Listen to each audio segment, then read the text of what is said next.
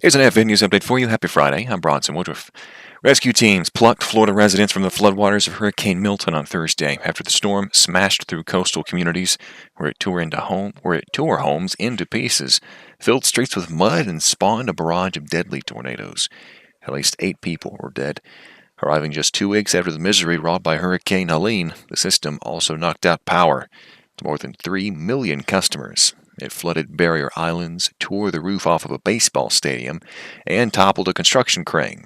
Now, among the most dramatic rescues, Hillsborough County officers found a 14-year-old boy floating on a piece of fence and pulled him onto a boat. A Coast Guard helicopter crew rescued a man who was left clinging to an ice chest in the Gulf of Mexico after his fishing boat was stranded in waters roiled by Hurricane Milton. The agency estimated that the man had survived winds of 75 to 95 miles an hour and waves up to 25 feet high during his night on the water. Jose Ibarra, the illegal immigrant accused of murdering a nursing student whose body was found on the University of Georgia campus, is due in court today. This is for a motions hearing ahead of his scheduled trial next month. Ibarra is charged with murder and other crimes in the February killing of Laken Hope Riley. A 10-count indictment accuses Ibarra of hitting the 22-year-old Augusta University College of Nursing student in the head, asphyxiating her, and pulling up her clothing with the intent to sexually assault her. Ibarra has pleaded not guilty to the charges. Riley's killing became a flashpoint in the border crisis that erupted when Joe Biden became president and ended the security measures that had been put in place by former President Donald Trump at our southern border. Ibarra, who is from Venezuela, entered the United States illegally back in 2022, and he was allowed to stay to pursue his immigration case.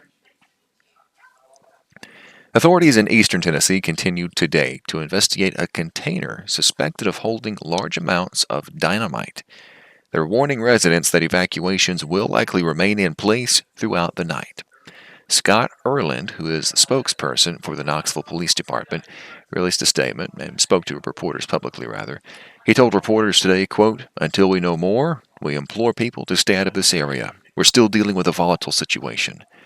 Residents within 3,000 feet of CMC Recycling have been encouraged to evacuate since Thursday after an employee discovered a 5-by-5-foot steel box with suspected dynamite inside.